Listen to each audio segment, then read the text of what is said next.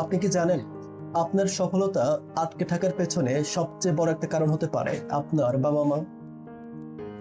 আমরা অনেকেই অনেক স্কিল শিখি, অনেক পরিশ্রম করি, তারপরেও একটা জায়গায় ডিসকানেক্ট থাকায় রেজাল্ট আসছে না। আপনি হয়তো ভাবছেন আমার বাবা মা আমাকে সাপোর্ট করে না, আমার বাবা মা আমাকে বুঝে না, যার কারণে আমি পিছিয়ে আছি।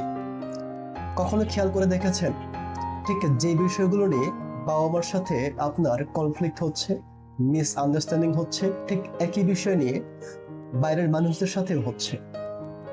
এর কারণ হচ্ছে রিলেশনশিপ স্কিল শুরু হয় বাড়িতে। বাবা মা হচ্ছে আমাদের প্রথম শিক্ষক।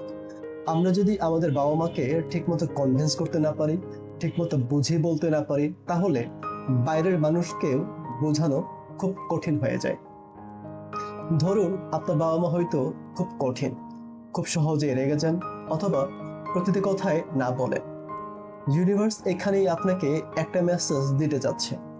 ইউনিভার্স হয়তো আপনাকে বোঝাতে চাচ্ছে পৃথিবীতে এরকম হাজারো মানুষ আছে, বস আছে, ক্লায়েন্ট আছে এবং পার্টনার আছে। লাইফ হয়তো আপনাকে একটা জিনিস শেখাতে চাচ্ছে, কিভাবে ধৈর্য ধরতে হয় বা কিভাবে রেসপেক্ট রেখে নিজের কথা বোঝাতে হয়।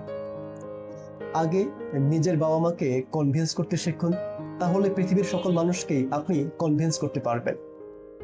এই একটা স্কিল যদি আপনি শিখে যান, তাহলে এই স্কিলেই আপনাকে বাইরের জগতে সবার থেকে এগিয়ে রাখবে।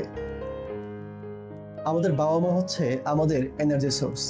এই কানেকশন যদি কেটে যায়, আমরা যতই কষ্ট করি না কেন, যতই পরিশ্রম করি না কেন, তারপরেও আমরা সফলতা অর্জন করতে পারবো না।